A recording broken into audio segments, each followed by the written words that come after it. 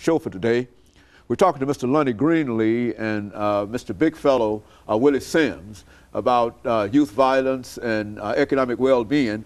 And one of the things, Mr. Greenlee, that we wanted to sort of follow up was this whole idea of economic self-help that you introduced before we had our first commercial break. Let's talk about that. Well, think about this. How can we talk about giving people jobs, and especially if you look in the inner city where there's all these issues of crime, but even in their own community, there's not even an opportunity to get a job.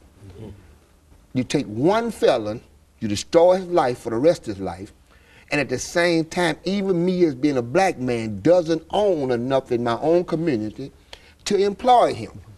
We got to deal with this. You know, we got to get back to wanting to buy our own, listen, our own community. Not saying we're supposed to own everything in our community, but shouldn't we own at least majority of whatever in our community? Why should we ever have to go over here to buy from this person, that person? Well, let me say the prime example of it. We own all the beauty shops and the barber shops, but we buy hair. All right. I don't have to say it anymore. Okay. It doesn't even make sense for us to have all of this and we buy hair from another person who has no interest in putting that money in the same community which we own all the beauty shops and the barber shops. We have to get serious, get down and quit begging, and let's put something together that'll work for not just us as African Americans, but it ends up helping the whole United States of America. Because if I'm helping myself, then I'm not begging for the government's money, trillions and trillions of dollars. Now I'm adding billions and billions to it. That's, I mean, how hard could that be for a man to see?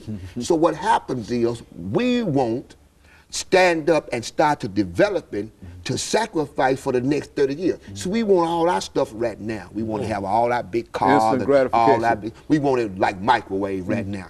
But we have to stop and realize now, let's put our resources back for our future. Let's quit spending all of our monies, and I'm talking about not having no savings in the next 5 or 10 years anyway. Why don't we cut back? Start back to buying our community back. You know, we ain't trying to say we're trying to kick nobody out of the community, but we're saying is, don't our kids need jobs too? Don't we need a job? Yes, because look at the unemployment rate and look at the violence. If you tell me that everybody that does violence does it because that's what he want to do, that's not fair. Some men have to, you've caught people in stores now stealing Pampers and stuff for the kids. Now, you're not a thief if you go in there stealing some Pampers to put on your kids' clothes. Now, come on, that's not a thief. That's a man who's in desperate need, or a woman in desperate need of something that has to be done, and they don't have the resources nor the money to do it. That's where we at. Mr. Sims, what would you say in reference to some of this? Man, just add on to what Lonnie's saying, I think it parallels kind of what goes on in the world as a whole. So you got all the self-help books and all that, and right now you got the holistic medicine. I like what we talking about because it's a holistic approach to fixing the problem. Even though, you know, we're not really we don't like to fix problems overall. Doctors don't really fix it. They just help you kind of, you know, help you patch it up, make you feel better about it.